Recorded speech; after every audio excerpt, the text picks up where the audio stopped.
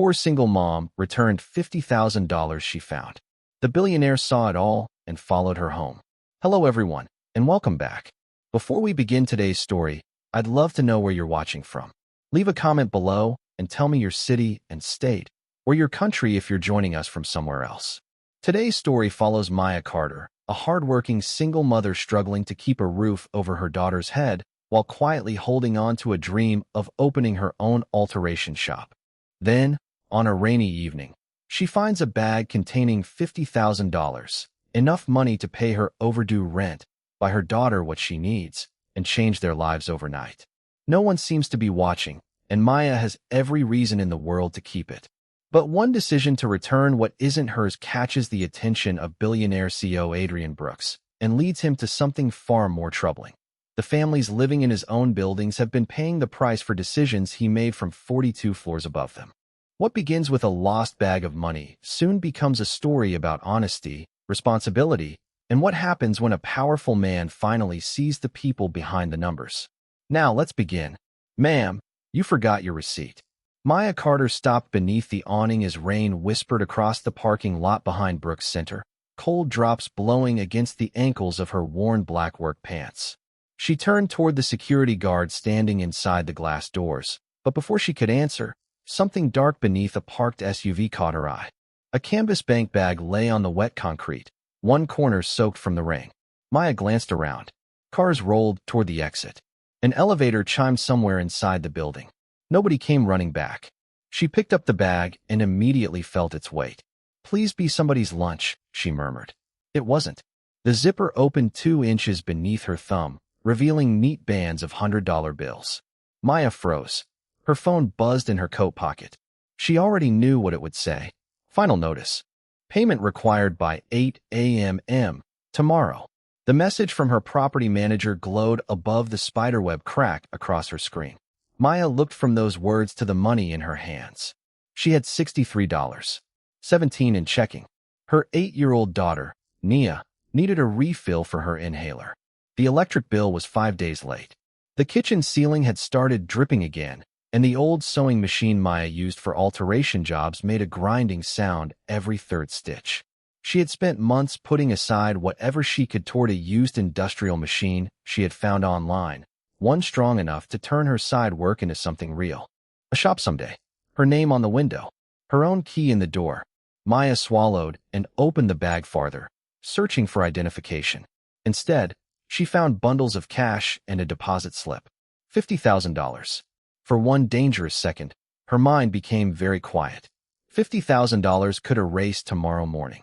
It could refill Nia's medicine cabinet, catch up the rent, replace the sewing machine, put groceries in the refrigerator without Maya adding prices in her head as she walked the aisles. Nobody had seen her pick it up. At least, that was what she thought. Across the parking lot, Adrian Brooks had stopped beside his black sedan.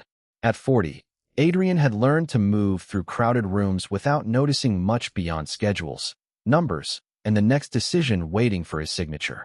He had left a meeting 12 minutes late and was already reaching for the rear door when he saw the woman standing beneath the parking light with the bag open in her hands.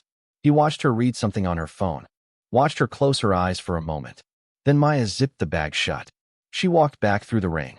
"I found this under that SUV," she told the guard, setting it on the security desk. "There's cash inside. A lot." The guard opened it, and his eyebrows lifted. "Whoa."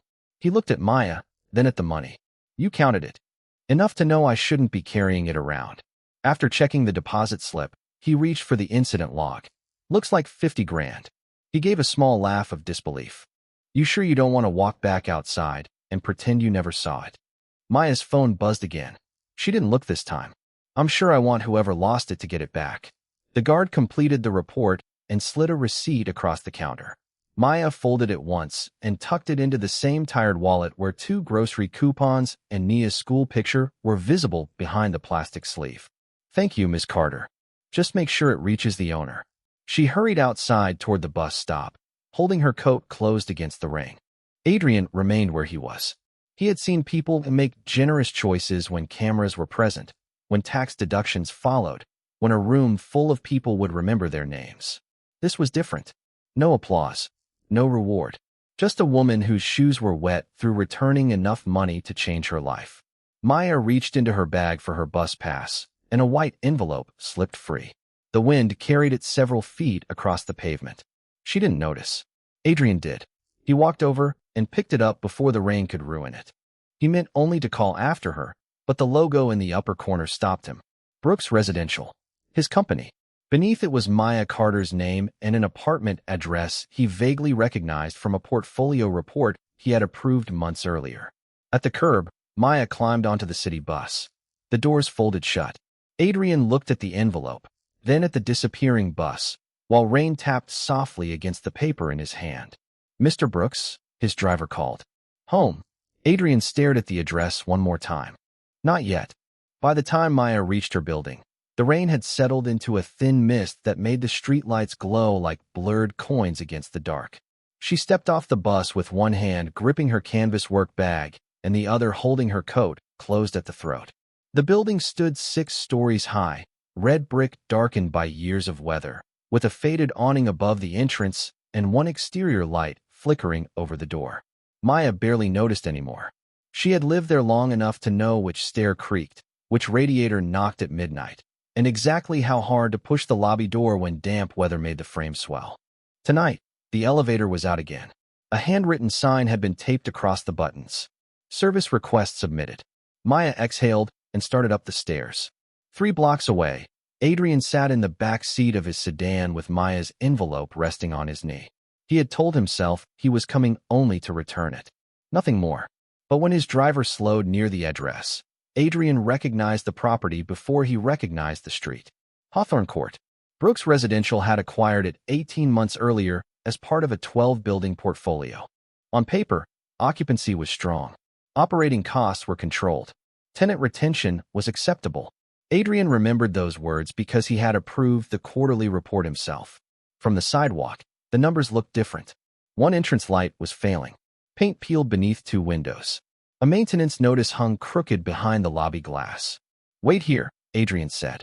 Upstairs, Maya unlocked apartment 5C and immediately heard small feet rushing toward her. "Mom."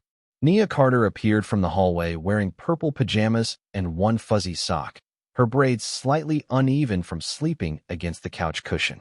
Maya's face softened before she had even set down her bag. "Why are you awake, Bug? Mrs. Green said I could wait until you got home." Nia wrapped both arms around her waist. Maya kissed the top of her head and looked toward the kitchen, where Mrs. Green was gathering her purse. "She ate most of the soup," the older woman said. "Most?" Maya raised an eyebrow at Nia. "The carrots were suspicious," Nia explained. Mrs. Green laughed. Maya reached into her wallet for the few bills she had set aside for babysitting, but Mrs. Green gently closed Maya's fingers around them. "Next week." "Mrs. Green." "Next week, Maya." Maya hesitated, then nodded. "Thank you." After the door closed, Maya checked Nia's inhaler on the kitchen counter before taking off her coat. 23 doses remained. She wrote the number on a small calendar taped beside the refrigerator, then opened the cabinet and studied what was left for breakfast. Oatmeal. Half a jar of peanut butter. 2 apples. Enough. "Homework?" she asked. Nia pointed proudly toward the table. "Finished before dinner." "Teeth." Nia's silence answered for her. Maya gave her a look. "Bathroom." While Nia shuffled away, Maya placed a saucepan beneath the stain spreading across the kitchen ceiling. A drop struck the metal bottom with a hollow ping. Then another. She moved the pan half an inch to the left. Perfect. It was an old routine. On the table beside Nia's homework sat a pair of navy work pants belonging to one of Maya's alteration customers. Maya ran her fingers over the torn hem, threaded a needle, and repaired the seam with quick, practiced stitches. Her mother had taught her when she was 12. Back then, sewing had meant making things last because replacing them was not an option. Now Maya imagined a narrow storefront with warm lights, a fitting mirror, and Carter alterations painted across the glass. In the cabinet above the refrigerator, an old coffee tin held the savings for a used industrial sewing machine. Maya opened it and added 3 crumpled dollar bills from her tips. Nia returned, watching her. "How much now?" "Not enough." "That is not a number." Maya smiled. $387. "And you need?" 900. Nia considered this seriously. We are almost halfway. That is one way to look at it. A knock sounded at the door. Maya glanced at the clock. It was after 9. She motioned for Nia to stay behind her and opened the door only as far as the chain allowed. A man stood in the hallway in a charcoal overcoat, holding a damp, white envelope. Maya recognized him vaguely from the parking lot, though she could not remember seeing him clearly. "Maya Carter?" Adrian asked. Her expression sharpened. "Who is asking?" He held up the envelope. "You dropped this outside Brooks Center." Maya looked at the Brooks residential logo, then back at him. "You followed me here for an envelope?" The question landed harder than Adrian expected. Behind Maya, another drop struck the saucepan in the kitchen. Ping! Adrian's eyes shifted toward the sound before returning to hers. "I came to return it." Maya kept the chain fastened. "Then you can slide it under the door." Adrian looked at her for a moment, then crouched and pushed the envelope through the narrow gap at the bottom. Maya picked it up. "Thank you." She started to close the door. "Ms. Carter," he said. She stopped. Adrian glanced toward the dim hallway, the stained ceiling above him, and the dead elevator light at the far end. He had arrived expecting to return a piece of mail. Instead, for the first time in years, he was standing inside one of the buildings whose condition he knew only through spreadsheets. "Does the elevator break often?" Maya studied him through the opening. "If you live here," she said quietly, "you learn not to wait for it." Then she closed the door, leaving Adrian alone beneath the flickering hallway light. The next morning, Maya woke before the alarm because the saucepan in the kitchen had changed its rhythm. Ping, ping, then silence. She opened her eyes in the gray light and listened until another drop struck metal. 5:43. Beside her, Nia was still asleep, curled beneath a faded yellow blanket after climbing into Maya's bed sometime during the night. Maya eased herself free, tucked the blanket around her daughter's shoulder, and crossed the cold floor in socks. The stain above the kitchen had spread another inch. She photographed it with her phone, added the date to a note already filled with maintenance requests, then emptied the saucepan into the sink. By 6:30, oatmeal was steaming, Nia's braids were redone, her inhaler was tucked into the front pocket of her backpack, and Maya had repaired the loose strap before it could become another thing they needed to replace. She walked Nia 2 blocks to Mrs. Green's apartment, kissed her forehead, then caught the bus to the laundromat where she worked mornings. By noon, the dryers had turned the room warm enough to make her cheeks flush. Maya folded shirts, tagged alterations, and tried not to think about the man from the night before. He had known her name because of the envelope. That made sense. What did not make sense was the way he had looked at the hallway, as though the broken elevator and stained ceiling had surprised him personally. "Maya, Mrs. Ellison's here," her manager called. Evelyn Ellison stood near the counter in a wool coat, smiling as Maya brought out the navy dress she had shortened for her granddaughter's wedding. "You saved me," Evelyn said, running her fingers over the clean hem. "The other place told me 2 weeks. You gave me 4 days," Maya said. "That is practically a vacation." Evelyn laughed and handed her an envelope. Maya slipped it into her apron pocket without counting it. "Have a beautiful time Saturday." An hour later, during her break, Maya opened the envelope beside the vending machines. She expected $40. There were 80. For a moment, she wondered whether Evelyn had meant it as a tip. Then she remembered the woman counting bills from a small paper envelope at pickup, distracted by a phone call from her daughter. Maya checked the clock. Her break had 11 minutes left. She grabbed her coat. "Where are you going?" her manager asked. "Mrs. Ellison overpaid me. Call her later. She is catching the 1:15 bus to Milwaukee." His expression tightened. "Maya, you were late yesterday." 7 minutes. 7 minutes is still late. Maya looked toward the glass doors. Evelyn was already halfway down the block. "I will be back." She ran. 2 blocks later, she found Evelyn at the bus shelter, searching through her purse with growing concern. "Mrs. Ellison." The older woman turned. Maya held out 2 $20 bills. "You gave me 80. Evelyn stared at the money. "Oh, sweetheart, I did not even notice." "I figured." "Keep it." Maya shook her head. "You already paid me what we agreed." Evelyn's face softened. "Then at least take one for running after me. Next time bring me another dress." Maya placed the bills in her hand and hurried back. She returned 6 minutes after her break ended. Her manager was waiting beside the counter. "I am taking those minutes off your time." "Okay. You keep making choices like this, you are going to make your life harder than it needs to be." Maya removed her coat. Maybe. He lowered his voice. People in your position should learn when to take what they can get. Maya's hand stopped on the zipper of her apron. She looked at the security camera above the register, then back at him. Would you like to say that again while looking up there? He followed her gaze. The room filled with the steady turning of dryers. After a second, he looked away. Get back to work. Maya did. That evening, she carried groceries up 5 flights because the elevator remained dead. On the 3rd floor, she found Mrs. Green struggling with a bag of canned food and took it without being asked. Neither woman noticed Adrian standing at the far end of the hallway with the property supervisor. He had returned because the numbers from Hawthorne Court had bothered him all day. Maya reached the 5th floor, unlocked her door, then noticed Mrs. Green patting her coat pockets. My change, the older woman murmured. A folded $20 bill lay near the stairs. Nia, waiting in the doorway, spotted it first. Mom, we could use that. Maya picked it up and placed it in Mrs. Green's hand. So can she. Nia frowned thoughtfully. But what if she did not know she lost it? Maya shifted the grocery bag against her hip. Then she would still have lost it. Nia considered that. So knowing changes it. Maya smiled faintly. Knowing changes us. Mrs. Green squeezed her hand and went downstairs. Maya turned toward her apartment just as a cold drop landed on Adrian's shoulder. He looked up. Water had gathered around a brown seam in the ceiling above him. Another drop formed slowly, trembled, then fell onto the sleeve of a coat worth more than Maya's monthly rent. Adrian did not brush it away. Through Maya's open doorway came the soft clatter of the saucepan being moved beneath another leak. For years, Hawthorne Court had existed for him as percentages, maintenance ratios, and occupancy figures.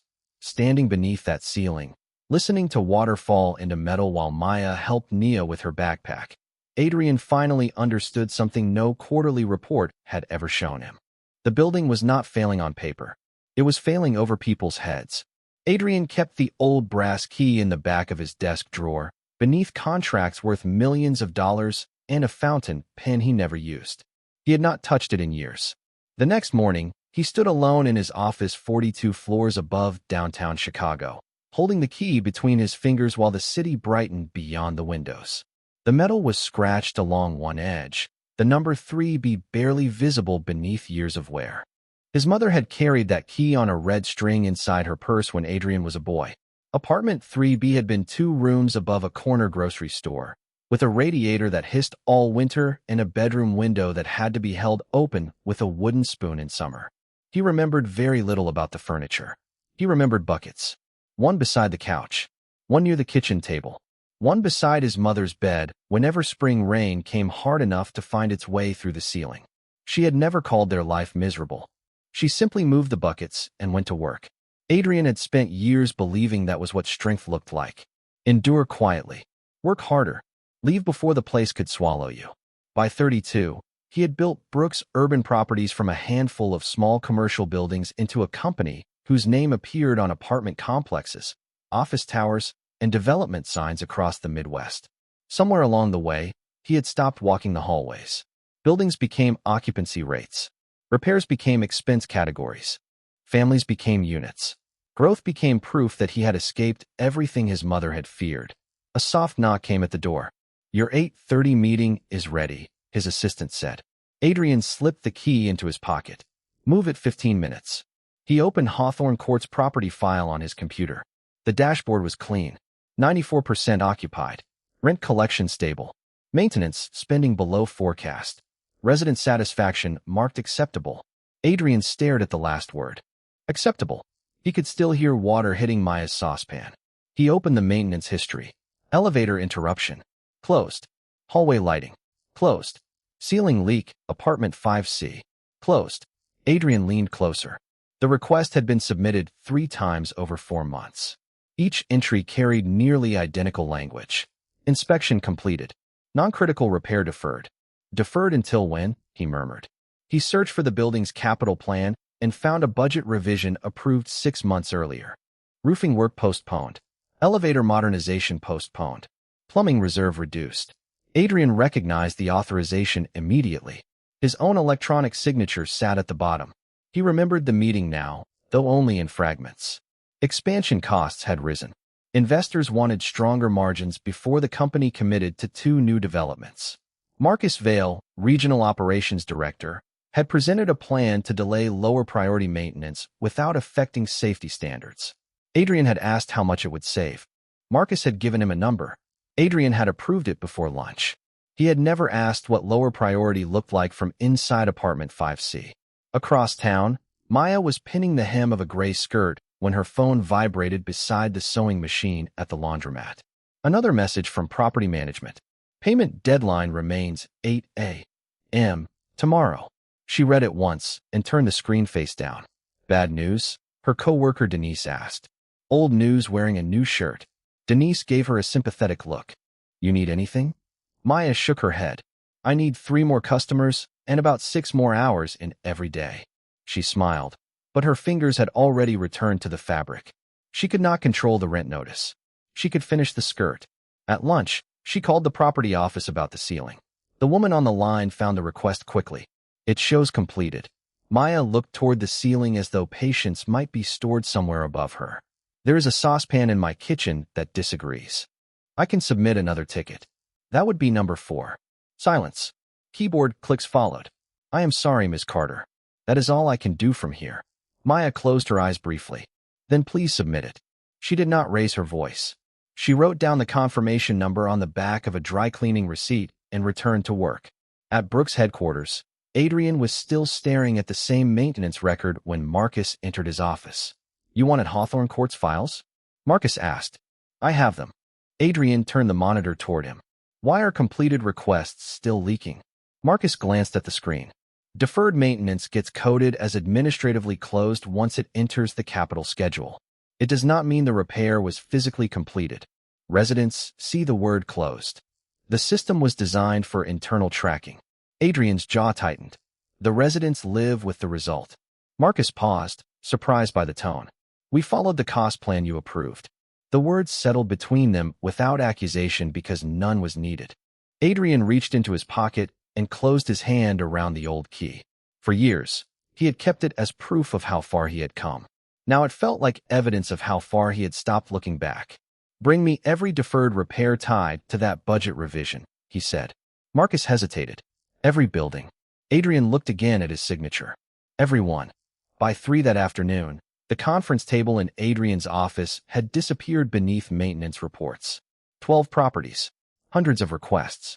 Elevator delays, plumbing failures, damaged windows, heating complaints, roof leaks, each reduced to a date, a code, and a status field that made unfinished work look finished. Marcus stood across from him with his jacket folded over one arm. This is not unusual, he said. Every property company prioritizes repairs. Emergency work first, capital improvements second, cosmetic issues last. Adrian turned another page. A ceiling leaking for 4 months is cosmetic? If there is no structural damage and no immediate health risk, yes. Adrian looked up. Have you stood under one? Marcus did not answer. Adrian's assistant knocked and entered carrying a smaller folder. Security found the owner of the cash from yesterday. The bag belonged to Lakeshore Maintenance Services. Adrian's attention shifted. Our contractor? One of them. Their supervisor left it beside his vehicle while loading equipment. It was payroll for several repair crews. Adrian opened the folder. The amount printed on the receipt was $50,000. For a moment, he saw Maya again beneath the parking light, rain darkening her coat as she closed the zipper. Which crews? He asked. His assistant checked the report. Emergency plumbing and roofing teams assigned to 3 residential properties. Marcus reached for the page, then stopped. Adrian had already seen the first address. Hawthorne Court. The room went still. They were scheduled there? Adrian asked. Marcus exhaled slowly. Originally. The work order was postponed after the budget revision. Adrian looked at him. The revision I signed. Yes. The answer was quiet. Adrian leaned back, the old brass key pressing against his leg through his pocket. The money Maya had returned could have paid her rent for years. It could have bought the sewing machine she was saving for, replaced whatever groceries she counted before putting into her cart, and made tomorrow morning less frightening. Instead, she had returned money intended for repairs that his own decision had delayed. The irony was almost too clean. Reschedule Hawthorne, Adrian said. Marcus shook his head. It is not that simple. Make it simple. That is exactly how we got here. Adrian's expression changed. Marcus placed both hands on the table. You asked us 6 months ago to reduce operating costs without compromising urgent safety work. We did. If you reverse every deferred project now, the money has to come from somewhere. You cannot manage 12 properties because one tenant made you feel something. Adrian's eyes hardened, but he did not interrupt. You want the truth? Marcus continued. The system did what you told it to do. You wanted stronger margins before expansion. I gave you stronger margins. Adrian looked down at his signature on the budget authorization. There was no convenient villain hidden beneath it. Then I need to understand what I told it to do. Across town, Maya stood at the laundromat counter counting the cash from her shift. $86. After bus fare and groceries, it would not close the gap. She folded the bills into her wallet anyway. At 4:30, her phone rang. The property office number appeared on the screen. Ms. Carter, a man said when she answered. We have a roofing inspection scheduled for Hawthorne Court tomorrow morning. Maya stopped folding a customer's sweater. Tomorrow? Yes, ma'am. We will also inspect the ceiling in apartment 5C. Maya glanced at Denise. I have called 4 times. I understand. And suddenly someone can come tomorrow? The man hesitated. The work order was escalated. Maya's eyes narrowed. By who? Another pause. Corporate. She thought of the stranger in the charcoal coat standing outside her apartment. The way he had looked at the hallway. The questions about the elevator. What was his name, she asked. Excuse me. The man who came to Hawthorne last night with the property supervisor. The voice on the phone became careful. Mr. Brooks. Maya felt something inside her go still. Brooks, as in Brooks Residential? Adrian Brooks, yes. Maya looked through the laundromat windows at buses moving through late afternoon traffic. She remembered him holding her envelope, following her address, standing beneath the leaking ceiling as if he had never seen one before. Thank you, she said and ended the call.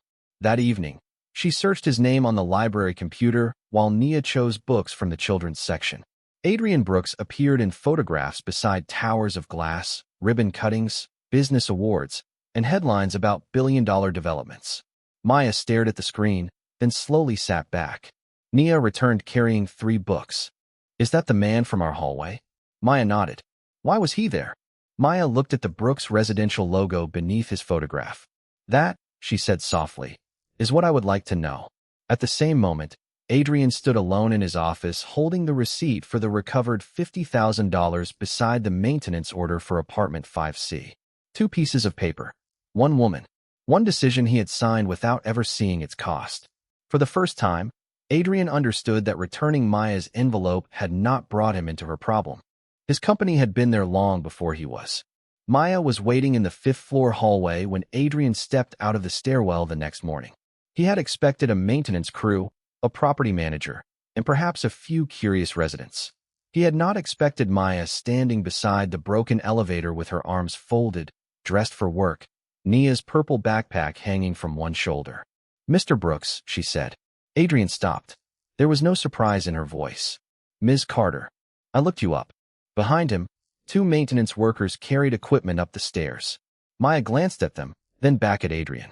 4 months, 4 requests, and nobody came. You spend 10 minutes in this building, and suddenly there is a crew here before 8 in the morning. Adrian could have explained the work orders. He could have mentioned the contractor, the budget review, or the reports spread across his office. Instead, he said, you are right to question it. That answer seemed to unsettle her more than an excuse would have. Did you know who I was when you followed me home? No. Did you know this was your building? Not until I saw the envelope. Maya shifted Nia's backpack higher. And after that, Adrian looked toward the brown stain above apartment 5C. After that, I wanted to see why a tenant in one of my buildings was receiving notices while her repair requests were being marked closed. Maya's expression tightened. So you came to inspect my life? I came to understand what was happening. You could have asked. The words were quiet, but Adrian felt them more sharply than if she had raised her voice. He nodded. I should have. Nia appeared from inside the apartment wearing her winter coat. Mom, Mrs. Green says we have to go, or I am going to miss breakfast club. Maya checked the time and crouched to straighten the girl's scarf. Inhaler. Nia patted the front pocket. Homework. Another pat. Lunch. Nia held up a paper bag. Maya kissed her forehead and handed her to Mrs. Green, who waited near the stairs. Adrian watched without speaking. When they were gone, Maya turned back to him. I have to leave for work in 12 minutes. Then I will not take 13. Adrian handed her a printed work order. The roof inspection begins today. Your ceiling will be repaired after the source of the leak is confirmed. The elevator technician is scheduled this afternoon. Maya read the page. And everyone else? Adrian hesitated. We are reviewing the entire property. That is not what I asked. He knew it. I can move you and Nia immediately. Maya looked up. Move us where? Brooks Residential has a renovated building about 2 miles from here. 2 bedrooms. Working elevator. No increase in rent for 12 months. For the first time that morning, Maya said nothing. Adrian mistook the silence for consideration. You would not have to wait for these repairs. What happens after 12 months? Adrian paused. We could review the arrangement.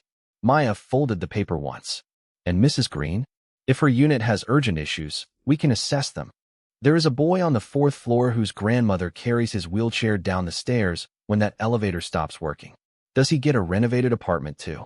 Adrian's answer did not come quickly enough. Maya gave the work order back. That is what I thought. Miss Carter, I am trying to solve the immediate problem. My immediate problem is not that I live near the wrong people. Adrian went still. That is not what I meant. I know. Her voice softened slightly, but the boundary remained. That is the problem. You can offer me something most people here could never refuse, and maybe that feels like fixing it. But if I leave, the ceiling still leaks. The elevator still breaks. Mrs. Green still climbs 3 flights with groceries. Adrian glanced down the hallway. Several doors bore faded maintenance stickers. He had come prepared to offer safety. Maya was showing him the difference between safety and escape. The company cannot renovate every unit overnight, he said. I did not ask you to. Maya reached into her work bag and pulled out a thin folder held together by a rubber band. Inside were photographs, dates, copies of emails, maintenance numbers, and handwritten notes. I started keeping these when my first request disappeared. Adrian turned a page. Elevator outages, water damage, heating complaints, names of residents, dates beside each one. Why did you collect all this? Because when one person complains, they say it is one apartment. When 10 people complain, it gets harder to pretend. Adrian looked at her. May I take this? Maya closed the folder before he could reach for it. No, the answer was immediate. You can make copies after work, with me there. Adrian slowly lowered his hand. All right. Maya checked the clock on her phone. And do not send anyone to offer me another apartment before then. I will not. She started toward the stairs, then stopped. Mr. Brooks, I am glad you finally saw the ceiling. Adrian waited. Maya looked back at him. Now stop looking at me like I am the only person standing under it. She disappeared down the stairs. Adrian remained in the hallway as the maintenance crew opened the access panel near the elevator. His phone vibrated with a message from Marcus. Preliminary cost estimate attached. Immediate portfolio-wide repairs would force delays to the company's new development and trigger contractual penalties. Adrian read the number twice. For years, money had made difficult things easier. This time, the easiest solution had just been handed back to him. At 6:15 that evening, Maya sat across from Adrian at a scratched folding table in Hawthorne Court's small community room, with her folder between them and a copy machine humming against the wall. She had refused his office downtown. People should not have to enter your world before you listen to what is happening in theirs, she had said. Adrian had not argued. He copied each page himself.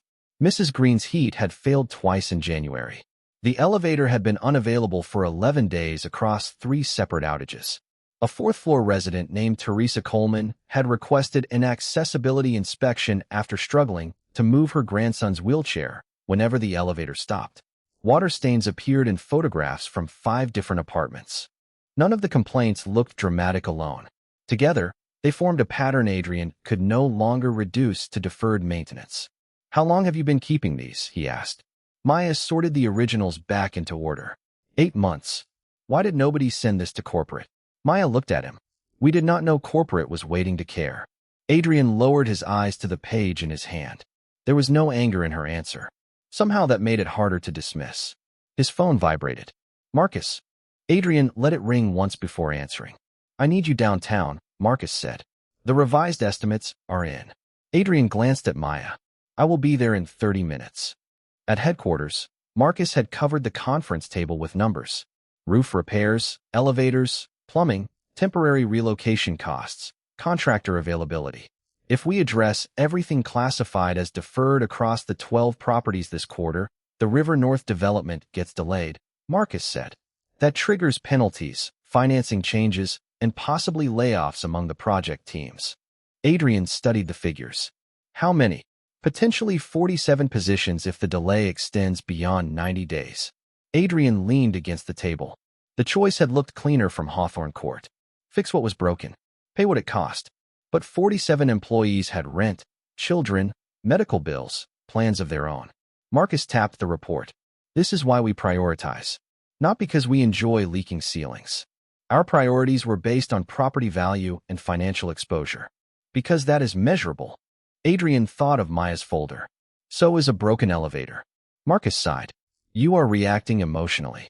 Maybe I have been avoiding that for too long. Marcus looked at him carefully. Then do not overcorrect. One woman returning money does not make her a housing expert. The sentence sat badly in the room. Adrian straightened. She never claimed to be. Then why are we rebuilding a capital plan around her complaints? We are not. Adrian slid Maya's copied records across the table. We are rebuilding it around conditions we failed to measure. The following morning, Maya arrived at the property office before work because Adrian had asked if she would review the proposed repair schedule. Marcus was already there. He was polite, controlled, and visibly tired. He showed her a color-coded chart ranking projects by estimated cost, liability, and building value. Maya read it twice. Where is accessibility? She asked. Marcus pointed to a column. It is included under safety. Then why is Hawthorne's elevator below lobby flooring at Lakeview Terrace? Lakeview has higher resident turnover. The flooring project protects occupancy. Maya stared at him. A grandmother carrying a wheelchair down 4 flights does not protect occupancy? Marcus's mouth tightened. Ms. Carter, property management involves factors you may not be familiar with. Maya closed the folder. You are right. Marcus seemed surprised. I do not know your financing agreements. I do not know construction contracts. But I know who cannot get downstairs when an elevator breaks. She turned toward Adrian. For half a second, he felt the old instinct rise in him, the urge to settle the room with authority. He could order Marcus to change the list. He could end the argument in one sentence. Instead, he remained quiet. Maya noticed. What? She asked. Adrian pulled out the chair beside him. Tell us how you would rank it. Marcus stared at him. Adrian. I asked her. Maya did not sit immediately. You want my opinion? I want what the spreadsheet is missing. She looked at the chart again. Start with what prevents people from safely living their normal lives. Heat. Water. Elevators where residents depend on them. Active leaks. Then repairs that damage property but do not trap people inside it. Then appearance. Marcus shook his head. That could push profitable properties lower. I know. And if the company loses money? Maya met his eyes. Then you decide how much inconvenience your company can carry before asking tenants to carry it for you. Silence followed. Adrian looked at Marcus, then at the schedule. Rebuild the priority model. Marcus closed his laptop halfway. If you do this, River North is at risk. Then show me the exact cost of delaying River North. The board will fight it. They should. Adrian's voice remained calm. If there is no cost to the decision, it is not much of a decision. Maya watched him, but she did not smile. She did not thank him. Adrian realized he was strangely grateful for that. His phone lit with an email marked urgent from the board chair. He read the first line and understood Marcus had been right. An emergency meeting had been scheduled for Friday morning to review Adrian's proposed spending changes and his authority over the expansion budget. For the first time since building the company, Adrian's control of it was no longer something he could assume. He looked toward Maya. She was already gathering her coat because her shift began in 20 minutes. They might stop this, he said. Maya paused. Then what will you do? Adrian looked at the repair schedule, then at the old brass key resting beside his phone. Once, he had believed success meant never being powerless again. Now he was beginning to understand that power meant very little until using it required him to lose something. Friday morning arrived clear and bitterly cold, the kind of Chicago morning when every breath turned white before disappearing. Maya stood outside Brooks' headquarters with her folder tucked beneath one arm and a small metal saucepan in the other. Adrian had not asked her to bring it. He had only asked whether she would attend the board meeting and explain what the repair reports failed to show. Maya had almost said no. She had a shift at the laundromat. Nia needed to be picked up from school. Missing 4 hours of work meant losing money she could not easily replace.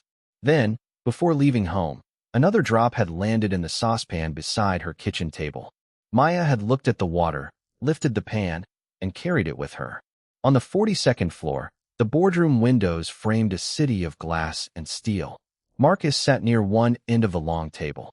Adrian sat at the other, without a presentation on the screen behind him. Maya recognized several faces from the business articles she had seen at the library. Nobody looked pleased to see a tenant carrying cookware into their meeting. "Ms. Carter," Adrian said, standing. "Thank you for coming." Maya set the saucepan on the polished table. The small metallic sound seemed louder than it should have. The board chair, Elaine Whitmore, glanced at it. "Mr. Brooks tells us you have information relevant to the proposed capital changes." Maya opened her folder. "I have information relevant to where people live." She did not tell them how hard her life was. She did not mention the overdue bills, the groceries she counted, or the sewing machine she still could not afford. Instead, she placed photographs beside dates. Apartment 2, a reported loss of heat twice in January. Apartment 4D reported elevator outages because a resident there uses a wheelchair. Apartment 5C reported an active ceiling leak 4 times. Elaine examined one page. These are resident records? Copies of complaints residents kept after they stopped trusting the system to keep them. Marcus leaned forward. "No one is disputing that maintenance is needed. The question is whether restructuring the entire capital schedule is financially responsible." Maya nodded. "That sounds reasonable." Several people looked surprised. "But this schedule puts lobby flooring above an elevator used by someone who cannot use the stairs." She slid the proposed priority sheet toward Elaine. "If that is financially responsible, then I think the problem is what your numbers are responsible for measuring." Marcus exhaled. "Ms. Carter, with respect, this company employs hundreds of people. Delaying River North could cost jobs." Maya looked at him. "Then those jobs matter too." Adrian watched her. She was not trying to win by pretending only one group could suffer. "I am not asking you to ignore them," Maya continued. "I am asking why tenants were the only people expected to absorb the cost without being part of the decision." Silence settled over the room. Adrian opened the folder in front of him. "She is right." Elaine turned toward him. Adrian placed the budget authorization on the table. 6 months ago, I approved the reduction that deferred these repairs. Marcus implemented the plan I signed. Responsibility starts with me." Marcus looked at him but said nothing. "The revised proposal freezes River North for 120 days, Adrian continued. "That triggers contractual penalties and reduces this year's expansion targets. I am also waiving my annual performance bonus and placing those funds into the emergency repair reserve." Elaine's expression hardened. "Your bonus does not cover the exposure." "I know. Investors will ask why a profitable development is being delayed for maintenance that can be phased over 18 months. Adrian glanced at the saucepan. "Because 18 months is easy to say when the water is not falling into your kitchen." The vote was close. Not everyone agreed. Marcus argued for a narrower plan. 2 directors wanted another quarter of review. Adrian refused to postpone urgent work again. When the final votes were counted, the revised priority model passed by 1. Maya did not cheer. She simply closed her folder. As the others began gathering their papers, Elaine stopped her. "Ms. Carter, communications may want to speak with you. Your story could help residents understand the initiative." Maya looked at Adrian. "No," Elaine blinked. "Excuse me. No interviews. No photographs. No campaign about the woman who inspired a billionaire to care." Adrian remained quiet. This was her answer to give. "And do not name anything after me," Maya continued. "If you repair those buildings, let the repairs be the story." Elaine glanced toward Adrian. "That may limit the public relations value." Adrian closed his laptop. "Then we will live without the public relations value." Maya studied him for a moment. Something had shifted, not enough to erase what came before, but enough to be noticed. He was no longer trying to turn the right decision into a gift he could hand her. He was accepting that it belonged to the people who had paid for the wrong one. Outside the boardroom, Adrian caught up with Maya near the elevator. "The laundromat docked your hours today?" he asked. Probably. He reached instinctively toward his wallet, then stopped himself. Maya noticed. You are learning. A small smile touched his face. Slowly, the elevator doors opened. Maya stepped inside with the saucepan under her arm. Adrian looked at it. You really brought that all the way downtown. It has been more useful than most of my maintenance requests. The doors began to close. Then Maya held them with one hand. Mr. Brooks. Yes. Passing the vote is not fixing the ceiling. Adrian nodded. I know. Maya released the door. Good. As the elevator carried her down, Adrian remained in the hallway holding nothing but the consequences of a decision that would cost him money, influence, and months of work. For once, he did not feel cheated by the price. Downstairs, Maya stepped into the cold morning and checked the time. She had 40 minutes before the next bus and 6 hours before Nia needed her. The company had finally changed direction, but Maya knew better than anyone that promises were only paper until somebody showed up with tools. 1 year later, the saucepan was no longer in Maya's kitchen. It sat beneath the front counter of Carter Alterations, holding loose spools of thread that Nia insisted on sorting by color even though Maya preferred sorting them by size. Late afternoon sunlight warmed the narrow storefront. Catching on the gold lettering Maya had saved nearly 3 years to put across the window. The shop was not large. There was one fitting room, 2 sewing machines, a second-hand cutting table, and a small desk in the corner where Nia did homework after school. The industrial machine Maya once thought might remain forever beyond reach now hummed beneath her hands as she finished the sleeve of a navy jacket. She had bought it herself with savings, a small business loan, and months of alteration work taken after her regular shifts. Nothing about the year had been easy. Hawthorne Court's roof had taken 7 weeks to repair. The elevator failed once more before its modernization was completed. Brooks Residential had missed its first plumbing deadline, and Maya had sent Adrian an email containing only the original date and the words, "Still waiting." A crew arrived the next morning, but she never thanked him for doing what should have been done already. Adrian never asked her to. River North had been delayed for months. The company paid penalties. Adrian lost his performance bonus, and 2 board members voted against renewing his expanded executive authority. No miracle followed the decision. Brooks Urban Properties remained a business with budgets, arguments, and imperfect people. But maintenance reports changed. Accessibility became part of the priority system. A closed request now required confirmation that the physical work had actually been completed. Marcus had opposed several changes before eventually helping design the new process, and Maya respected him more for changing his mind slowly than she would have for pretending he had never disagreed. The bell above the shop door chimed. Maya looked up from the sewing machine. Adrian stepped inside, carrying a charcoal overcoat over one arm and a dark jacket in the other. He wore no tie. You take walk-ins? He asked. Maya glanced toward the appointment book. Depends. Are they difficult? I have been called worse. Nia looked up from her math worksheet. Mom says difficult customers pay a rush fee. Maya gave her daughter a look.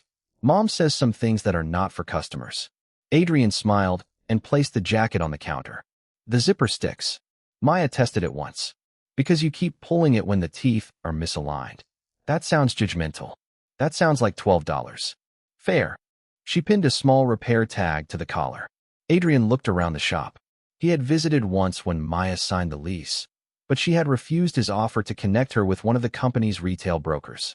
She had found the space through a customer from the laundromat whose brother owned the building. The rent was reasonable. The furnace made an irritating clicking noise.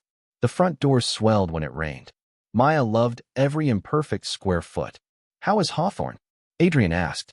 Mrs. Green says the new elevator is too quiet. I can ask them to make it louder. She would appreciate that. Nia giggled.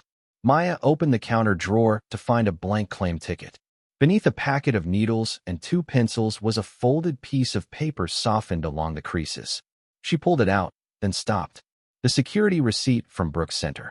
$50,000 received and returned to owner. Nia leaned across the counter. You still have that? Maya looked at the faded print. Apparently. Why? Adrian said nothing. Maya remembered the rain, the final notice glowing on her cracked phone, and the terrible quiet that had filled her mind when she realized how much money was inside that bag. She remembered how easy it would have been to tell herself that desperation changed what belonged to whom. She folded the receipt again. There was a day when I thought money was the only thing that could save us. Nia frowned. But money helped buy the shop. It did. Maya slid the receipt back into the drawer. Money can solve a lot of problems. It just cannot decide who you become while you are solving them. Adrian's eyes rested on the drawer for a moment. A year earlier, he might have answered with something polished. Now he simply nodded. Outside, evening settled over the block. Across the street, the lights in Hawthorne Court came on floor by floor, warm squares appearing behind windows that no longer had water stains spreading above them. The building was still old. People still complained about laundry machines and parking spaces. Mrs. Green still climbed the stairs sometimes because she said elevators made people lazy. Life had not become perfect. It had become livable. Nia returned to her homework. Maya switched on the lamp above her sewing machine and guided Adrian's jacket beneath the needle. He pulled out his wallet. $12. When it is finished. You do not trust me? Maya looked up, one eyebrow raised. Adrian laughed softly and put the wallet away. The machine began humming again. For a while, nobody spoke. There was only the soft movement of fabric beneath Maya's hands, the scratch of Nia's pencil, and the distant sound of traffic beyond the glass. Adrian stood near the window looking toward Hawthorne Court as its hallway lights came on before darkness fully arrived. A year ago, Maya had returned something that was never hers. In the months that followed, Adrian had learned to return something too. Attention to the people his decisions touched, responsibility to the places carrying his name, and dignity to voices his company had trained itself not to hear. Maya did not need him to say any of that. She finished the zipper, tested it twice, and placed the jacket on the counter between them. There, she said. Now it works. Adrian ran the zipper smoothly to the top. Sometimes things can be repaired. Maya switched off the machine and looked through the window at the lights across the street. Sometimes, she said, if somebody finally does the work. Thank you so much for watching. If Maya and Nia's story touched your heart, please share it with someone who might need this reminder today. Doing the right thing may not immediately make life easier, but integrity can set changes in motion that reach far beyond ourselves. I'd love to hear your thoughts as well. Leave a comment below and tell me which moment stayed with you the most. Maya returning the bag containing $50,000 when she desperately needed the money, her refusal to accept an easy escape while her neighbors remained under leaking ceilings and trapped behind a broken elevator, or Adrian choosing to accept the financial consequences of repairing a system he had helped create. 1 year later, Maya didn't receive a miracle. She built her dream herself, stitch by stitch, until Carter Alterations finally had her name across the window, while Adrian learned that money can solve problems, but responsibility means staying long enough to do the work. If you enjoy heartfelt stories about ordinary people, difficult choices, and kindness that creates real change, don't forget to subscribe and turn on the notification bell so you won't miss our next story. Until next time, take care of yourself, keep choosing what is right even when no one is watching, and God bless you.